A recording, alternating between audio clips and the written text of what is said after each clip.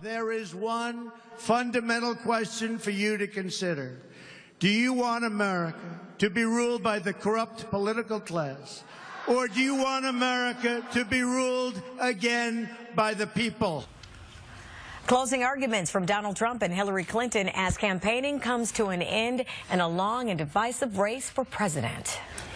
Joining us now to talk more about Election Day and any surprises that may be coming our way, Kathleen Murphy of the Illinois Opportunity Project, who's appeared in some Republican ads you may have seen along the way, along with Dimitri Roberts, founder of 7 Star Consulting. And thanks for being here, Dimitri and Kathleen. Thank you. First of all, let's start with Kathleen. I guess Donald Trump recently has been talking about the silent majority, mainly white men without college degrees. Do you have a sense that those folks that he describes might be coming out in numbers today, and there may be a bit of a surprise coming our way? Well, I think this contest between Trump and Clinton has always been who can make it a referendum on their opponent. Whoever is doing that is winning. So 2 weeks ago, it was a referendum on Donald Trump. He was losing by double digits. 11 days ago, Jim Comey drops a bomb into the race, changes the whole trajectory of the race. Trump has picked up momentum because it's been a referendum on Clinton for the past 10 days.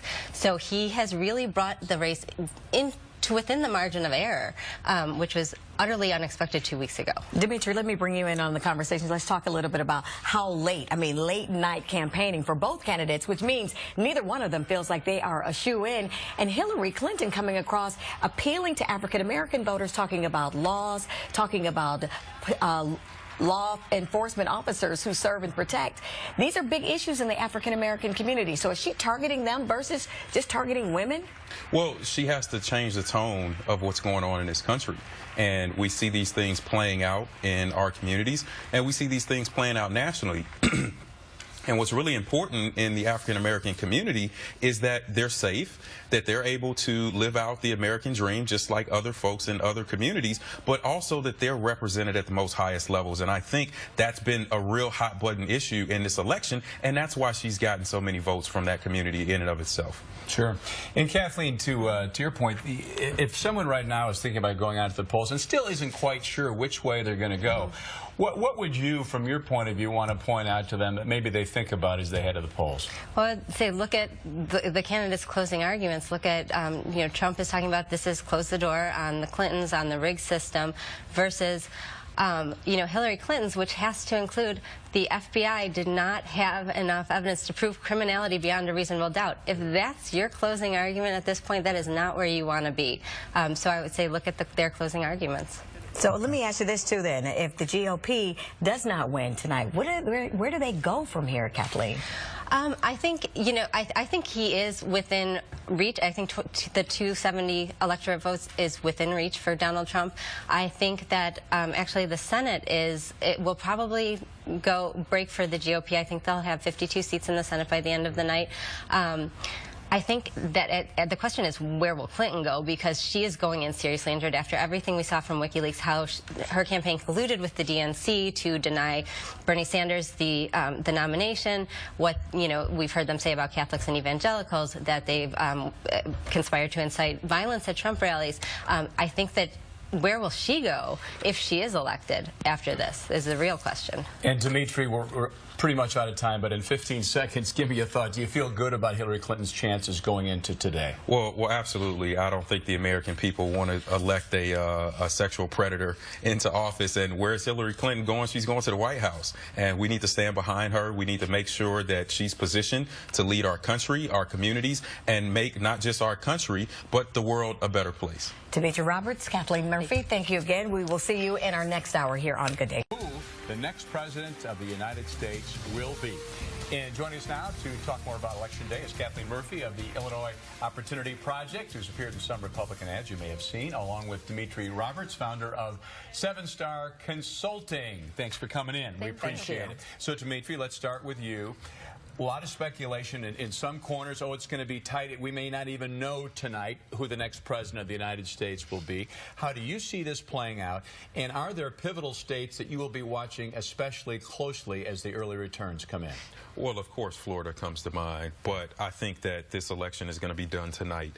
Obviously, Donald Trump wants to play the legal game, but I don't think that it's going to be very effective. I think that the voters are going to come out in masses. They're going to vote for the proper candidate and make sure that Hillary Clinton is, without question, the next president of the United States. Obviously, when we look at Florida and other battleground states, those are always tough races, even when you have sensible candidates. But in this case, we don't. So I think we have a pretty good chance of, there's going to be some legal battles that fall out behind it, but I think we have a really good chance to see our next president tomorrow, and that will be Hillary Clinton. Kathleen, I got to ask you, Dimitri sounding a lot more confident than Hillary Clinton is at this point, that she might be a shoo-in. He talked about Florida as being a battleground state, but let's talk about some of the other ones. Pennsylvania, North Carolina, all of a sudden, Michigan. a serious hotbox. Those have been out there as serious battleground states, but North Carolina now, Democrats spending a lot of time there, a lot of candidates on both sides of the aisle, a lot of time in these battleground states. And absolutely, and North Carolina just moved from leaning Dem to being a toss-up, so that kind of demonstrates some of the momentum of the Trump campaign. I have to disagree with you. I think that it's such a tight race that we may not have a decisive winner tonight. It may go to absentee ballots and provisionals, and the states to watch. Trump needs to hold all of the states that have gone Republican. He has to win all of the toss-up states, and he has to flip one Dem state. I think that the ones you want to watch for that are Michigan and Pennsylvania. In Pennsylvania, you'll want to watch Washington County. Coal, formerly Steele, didn't take kindly to Hillary Clinton saying she was going to put coal workers out of a job. If he turns out that county, that could flip Pennsylvania. In Michigan, Rust Belt State, Republican governor. And if you remember, in the primary, this was the upset. So Michigan is not with her. So I think Michigan is probably the one that will flip. Guys, before we go, quickly, a thought on Kirk versus Duckworth and the Senate race here. Well, obviously, Mark Kirk did himself a huge disservice by mocking Tammy Duckworth and, again, endorsing Donald Trump, even though that was the party line. We're going to see Tammy Duckworth come out of this strong politically and well-suited and well-positioned to go into the Senate and really change some of the things that Mark Kirk has advocated for over the years. And Kathleen and I actually agree on that. Yeah, I think actually Mark Kirk did himself a huge disservice by abandoning his base. You know, and coming out as one of the Republican Party members here to come out totally against Donald Trump. And you know what? If you don't like Donald Trump, you can put that on the shoulders of Mark Kirk, because he's one of those Washington Republicans who's more concerned with being part of the establishment and part of the, you know, this elite group than he is about serving the people who put him in office. So if you don't like Donald Trump, don't vote for Mark Kirk. There you go. Kathleen Republicans and Democrats agreeing on something. How about it? Unity. Kathleen Murphy what's coming and Dimitri next? Roberts. Thank you so much, both of you, for joining us. We Thank appreciate it. It's 7:53. We are going to be talking. You got it. Hey, joining us for Host Chat today, the Director of Communication for Illinois Opportunity Project, Kathleen Murphy. Give it up for Kathleen. And professor and TV host, our good friend Gerard McClendon is back. Hello, Hey, Gerard. But right now, let's start with G and find out what's trending. I have a good idea of I know yes, what it is. you do. Happy Tuesday, everybody. And of course, you and Val have already mentioned it. It is Election Day, and of course, that is what is trending on Facebook and Twitter. Hashtag Election Day, hashtag voted. America will elect its 45th president. Of course, tune into ABC tonight for all of your Election Day coverage. Both candidates are having campaign parties tonight in New York City, and ABC 7's Charles Thomas is with Hillary Clinton, and ABC 7's Stacey Baca is at Trump's headquarters. And take a look at this really cool. This is designed by our design department, and it's on our Facebook page. Please share it after you voted. So make sure to go vote and then share this. It's on our Facebook page. Wow, I like that. I will be voting right after our show. Did you already did you do the voting thing already? Voted. It was amazing. You know what? Let's see. Oh, there it. Oh, There it is. There it is right there. Yeah, I had to get my vote in. It's all good. You know, that's my right. That's my privilege. Yeah. Absolutely, and that's the thing. I mean, you know, we fought for voting rights for many, many years. Go out, exercise your right to vote. Yes. Those little things make me so mad. These? No, the paper. I want the sticker. I want the little sticker that says I voted. And I didn't put mine on last night. It feels so anticlimactic to just get that teared off. Yes. Kathleen, you did the early voting? I did early voting. I knew I was going to be busy today, so I wanted to make sure I got my votes in. Right, and Val, you did your early voting. I did my early voting last night at 6:07. Had no problems whatsoever. Went right to 69 West Washington. And, oh, gee, we've got a little surprise for you. What's going on? It's your lucky day. Oh, my gosh, yes. We got you the I voted. Very good. I'll put it right there. There you go. Wait, you did already, right? Yes. hold on. I got to take that off. No, you. give it back. You actually have to do it. Yes. No, but I'm going to go do it. I'm going to go do it after work today because I tried They'll give you a sticker. No, they only give me the little tear-off thing. Oh, really? Well, you need a new polling site. I know. Anyway, but I tried to go vote, but it was like a 3-hour wait, and my poor friend Jen was in line for 3 hours waiting to go vote early. Right. Honestly, yeah, you know, Chicago early voting is actually at an all-time high, 60% higher than it was in 2012. It's great that people are getting out and voting, but you would think, honestly, in 2016, we would figure out how to make the lines a little bit shorter. I mean, I'm not complaining here, but here's DuPage County right now. The lines are long. Yeah. Wow. But you would just think with all the technology we have, and I understand that you want to cut down on voter fraud and on all of those things, and maybe that's why it's harder to do it on your cell phone or whatever, but you know that day is coming. Yeah. It's amazing that day's not here yet. Yeah, we just don't want people discouraged by the lines. Right. You know what I mean? And I mean, the people who have paid attention to what's going on in this country and what's going on in this race, hopefully they will have the endurance to withstand a 3-hour wait. My mother said she went yesterday. It was about an hour and 15 minutes, but she's, you know, under 70. She was hurting by the time she got home. She had to get on the couch. And Chance the Rapper was Pied Piper last night. He was. Concert, Grant Park, leads the troops down State Street, gets people to vote. Yeah. He said, like he says in his song, you don't want no problems with me. He says, if another candidate try to stop me, there are going to be some dreadlock surrogates in the lobby. And we had Chance on the show yesterday. I think it's great to see what he's doing with his platform, and it's not just about music for him. It's about, you know, doing his civic duty and getting other people out there. But of course, the candidates voted today. Donald Trump voted today. Pretty sure I know who he voted for. So he was at the voting booth checking in very early this morning. And there's his daughter behind him and his lovely wife. Her color is white. She wears white a lot, and she looks fantastic in that white. She does look fantastic. Well, she's stunning, period. Yeah. She hasn't really been at the forefront of his campaign, though. It's really been his daughter, really, that's kind of been the surrogate. His kid. Yeah. Did you see there's a photo of Donald Trump? He's looking over to make sure that Melania is checking the right box. That's funny. No, you know, one thing about Donald Trump, we know that he is blunt and he will say what's on his mind. They asked him about this campaign. He said, quote, "If we don't win, I will consider this the single greatest waste of time and money." Kathleen, what do you say to that? I think that's unfortunate because he has actually really tapped into a movement. I mean, with him on the Republican side, Bernie Sanders on the Democrat side, people in this country feel that they are not being served by the political class in this country. He tapped into that. I think that the movement will continue. I think that he has done something. He has tapped into something. Do you want the movement to continue? I think that when we look at the ruling class in this country and how it has served people, this election has really been a referendum on that political class. People know that what they've had isn't working. They know that the quality of their lives has been in decline. They know that they've seen government grow larger and larger over the past 8 years. That's what Trump is a reaction to. I think the good side of Trump, too, and I'm going to agree, I do agree with you, Kathleen, is that it's waking people up. You know, his Twitter campaign was genius. It's like, I don't need to spend money. I'll just put something ridiculous on Twitter. What's interesting, though, is that 2012, 129 million votes cast. 2008, 131 million votes cast. We may see over 140 million votes cast today. Yeah, that's a good thing. No matter what happens, this election has been a wake-up call to the political class, the elites in this country. Well, I mean, you mentioned like the ruling class, and I mean, he's just a weird representative, I think. Well, he's the anti-ruling class. He's the Molotov cocktail into the political class. But he's a billionaire, and he's been somebody that's been privileged his entire life. So it's just strange, I think, that he's the representative for the movement. I hear you on the movement part, but why? Don't you want someone else? And he's the nominee because, yes, I was a delegate for Carly Fiorina. He was not my first choice, but I understand the sentiment, which is that Washington Republicans, and this is why he's the nominee, have not served the people that put them in office.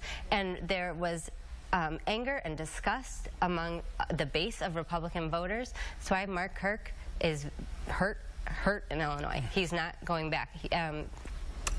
So he's a response to that. He was elected because he was the outsider, and he didn't back down when people said, you can't say that.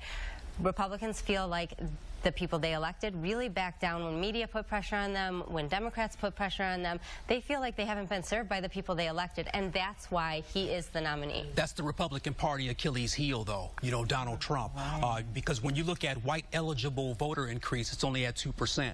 When you look at black eligible voter increase, it's at 6%. Hispanic voter increase is at 17%.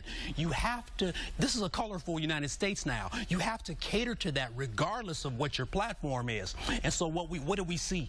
We saw a white male, John McCain, get beat by Barack Obama, black man. We saw a white man, Mitt Romney, get beat by Barack Obama. Now we're going to see a white male, Donald Trump, get beat by a white woman. The Republicans, here's the deal. Here's the deal. No, let me say this, though. The Republicans have to run someone other than a white male because it's just not working. It's exclusive. Politico just released exit polls. The majority of people leaving the polls that they talked to, the majority of their sample said what they were voting for was a strong leader. That is a Trump campaign talking point. They said they want somebody who understands me, another Trump campaign talking point. I think that we might be electing. Donald Trump didn't have a... You can't even say it. I think She got the red dress on and can't Donald say Trump it. is going to be, you're going to see him elected. I think it's Trump. It's not going to happen. I think. All right, well, if Donald Trump is elected, the rumored cabinet is already out. Newt Gingrich would be Secretary of State, most likely. Rudy Giuliani as Attorney General. Reince Priebus as Chief of Staff.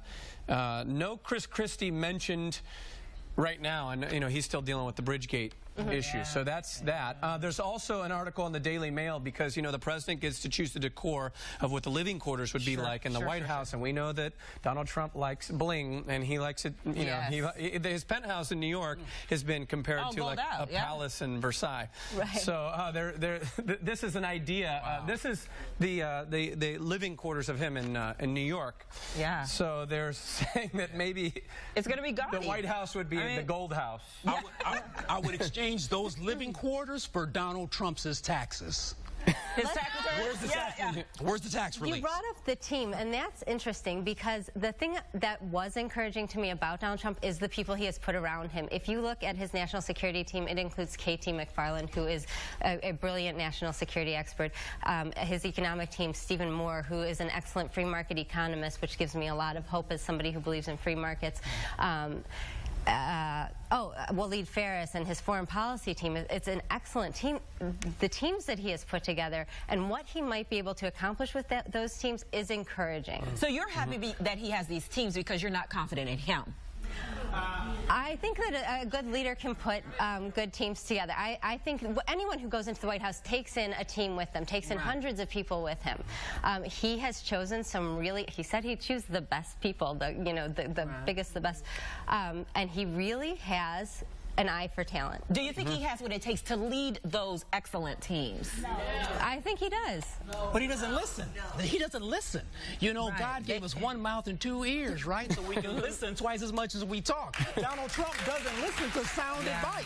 I mean, his own team had to take away his Twitter in the last 2 days because they were afraid of what he would say. Rokan was on the show yesterday, and he brought up a very good point. He was like, think about this. His team took away his Twitter of the man that will have the codes to the nuclear weapons, and they won't even let him have a Twitter account. Wow. I mean, or access to his Twitter account. All right, let me ask you about this. Okay, so if Hillary Clinton wins the presidency, should she give up her last name? This is something that has been debated. Should she go back to President Hillary Rodham? I think she's run. Well, she's run on Hillary I think that'd be weird. I'm looking at the audience faces right now. Everybody's like, no. I think it'd be strange. I think that they're saying that because obviously she's going to be with Bill Clinton, who is a former president. So would it be? It's not going to be the first. Does she want to create a separation now from Bill and be her own person? I mean, she has been. I think it's in President Clinton and then former President Clinton. Is that how they would be addressed? Yeah, they would be addressed because he wouldn't be first gentleman because of the fact that he had been president. So he'll be former president and she'll be president. I think it's fine if she wants to go back to Rodham. I don't have a problem with it. I'd actually probably enjoy that a little more myself. Just come from, and she'd be paying homage to her mom, who's a big influence in her life. I think she's built a career on being Hillary Clinton. Clinton has served her very, very well. wall for 30 years in government. So I don't know why she. I think for me, it's just the semantics of the name. Yeah, like if I went back to my maiden name at this point, they'd be like, well, who, what? Right. You know what I mean? It's just weird at this point. Like, I'm Val Warner. Right. Even though I'm Valerie Jackson, but I'm Val Warner. You know what I mean? Yep.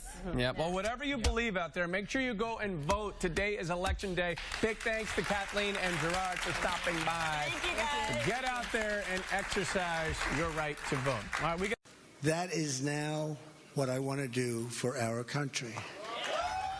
Donald Trump claiming a stunning victory early this morning. The outsider businessman now set to become the next president of the United States. So joining us this morning here on Good Day Chicago to talk more about this shocking win and what it means for the future in the country is Kathleen Murphy of the Illinois Opportunity Project, who you've seen in some Republican ads, along with Rebecca Sive, a Hillary Clinton supporter and a woman who wrote the book on how to get elected from the PTA to the White House. Thanks for joining us this morning, ladies. Let me start with you, Rebecca. And let me ask you this. What do you think about what happened last night? Did American voters reset the button on how to vote for a president, whether it's Democrat or Republican? Well, I think they thought deeply and they responded to the divide in our country that needs to come together. And I was really glad that President-elect Trump said that he wanted to bring the country together. And I also was glad to see that women won at the very top of the races in Illinois. I think that's important. I think that bodes well for the future. Women of color, an Asian woman, a Latina, a black woman, Kim Foxx. So I think that while those of us who supported Hillary are disappointed, I think we have a lot to be proud of, and that is the advancement of women in public office and the focus of the whole nation on the fact that we have to come together and solve the economic problems that I think caused people to vote the way they did. Kathleen, last night as the results came in, what surprised you most about what we learned? And do you think in the end, did Donald Trump win this election? Did Hillary Clinton lose this election? Where do you come in on that? I think he won it. I think he read the electorate better than anyone else. And I mean, from the primary on, he read it better than anyone else. He had a head start we never knew about. He energized the working class voters who are often forgotten, the lost voters.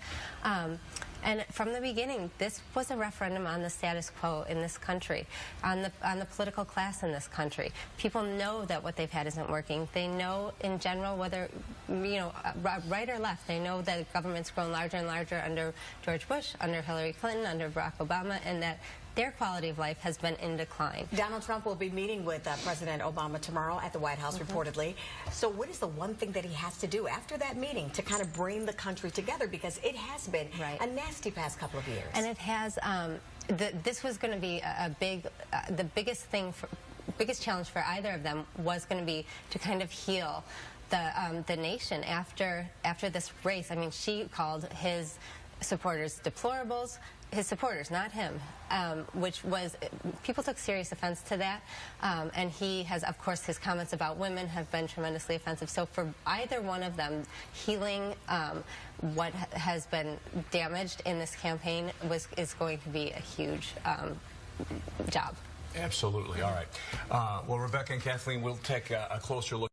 As we all know, Donald Trump will become the next president of the United States. It was a long, hard-fought battle between the two parties. So how will the country deal with its political divide? So joining us again to talk more about this is Kathleen Murphy of the Illinois Opportunity Project, who you've seen in some of those ads that will stop running now, as well as Rebecca Sive, Hillary Clinton supporter and the author of Every Day is Election Day, A Woman's Guide to Winning Any Office from the PTA to the White House. So we got to ask you, Donald Trump himself, President-elect Donald Trump, starting there saying it's time for us to unite. How do we start, or how does he start to unite a country that's been so divided, so nasty, where he has even gone after Latinos, Muslims, African Americans, everybody? I think what he does is say that I really understand what's needed here, which is to figure out how to bridge this economic divide and give everyone equality of opportunity. I think that was the big message here, and I think that people will understand that that's what he wants to do and work with him if he makes that a clear commitment.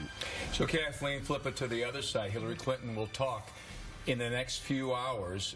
What do you hope that she will say? Don't forget, She called Donald Trump unfit for the presidency. She called many of his supporters deplorables.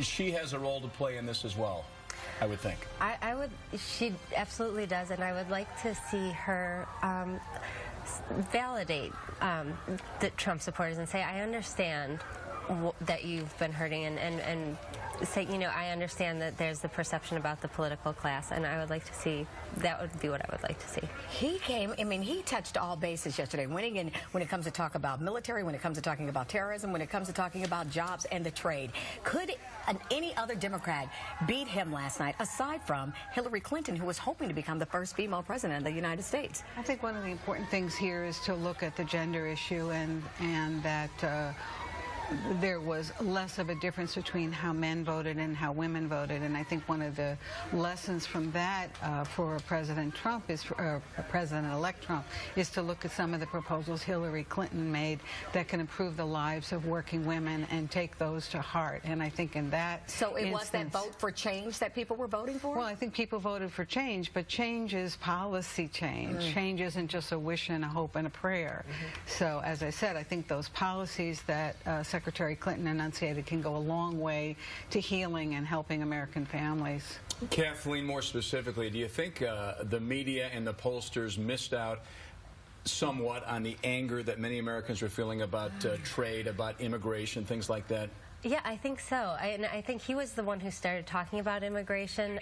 It usually gets kicked around and not really dealt with at all by politicians. He brought that to the forefront, and people didn't like the way that he did it, but he brought it to the forefront. Pollsters, I think, are really going to have to do some looking at the way they operate, because, I mean, last night, their polls are not worth the paper they're written on. I think they misidentified Trump voters, who are at least the people he was turning out throughout the primary and through the general election.